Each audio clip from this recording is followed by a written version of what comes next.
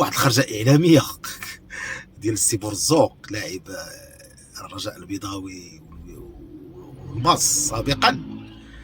واحد الخرجات غنقول لكم زعما والله العظيم مع احترامي ليه صراحه خطيره. انا ما عمرني سمعت شي لاعب ولا محلل رياضي كيتهم علنا وفي منبر اعلامي معروف ومن احسن المنابر الاعلاميه الرياضيه العربيه عربيا ربما افريقيا او دوليا، منبر اعلامي محترم فيه خيره الاعلاميين، خيره الصحفيين، خيره المحللين، كيتهم الناخب الوطني السيد الركراكي بالتواطؤ مع الوداد البيضاوي.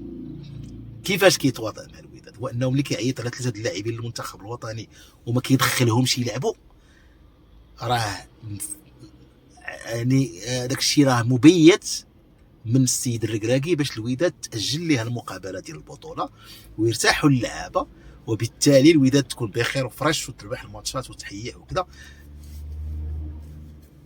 هذا ما رآه السيد اللي شافوا الدارجه ديالنا السيد بورزوق.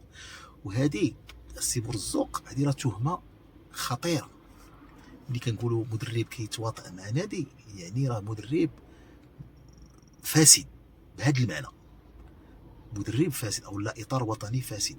وانا السي الركراكي نحن كمغاربه كنثيقوا فيه الثقه العمياء في التسيير ديالو للمنتخب الوطني، وحنا واضعين فيه الامال ديالنا انه ان شاء الله معاه غادي نربحوا كاس افريقيا.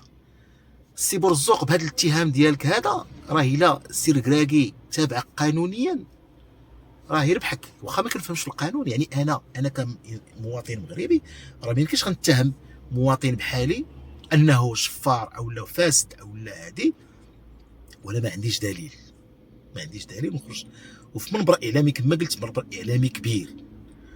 هذا الشيء بلا ما نذكروا خرجات سابقه غير محسوبه ديال السي بورزوق، هو انه في احدى الخرجات قال لك اسيدي حنا الجمهور التونسي هو اللي علم الجمهور ديالنا كيفاش يشجع. وفي خرجه اخرى عاوتاني كان في اطار الانتقاد ديالو لبعض اللاعبين قال لك بعض اللاعبين المغاربه ديال المنتخب الوطني ما كيعرفش يوقف في التيران، خصو يتعلم يوقف ولا خصو يتعلم. يعني انا اللي بغيت نوصل من هذا المنبر من هذا الفيديو هذا للسي بورزوق انه يكالمي لو جو.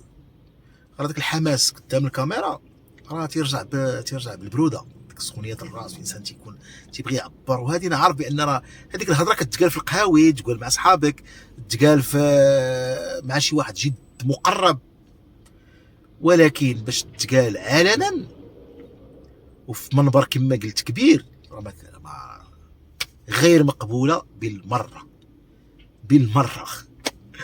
هذا الشيء اللي بغيت نقول، ونتمنى للسي بورزوق الهدايه. هذا هو اللي غادي وهذا الفيديو راه ما درتوش انا باش نأجج ولا انا كنعتبر بورزوق هذه غلطه لسان، هفوه، نعتبرها هفوه ممكن يصلحها من بعد. هذا هو اللي كنتمنى من السي بورزوق انه يعيد النظر في الطريقه ديال التحليل ديالو.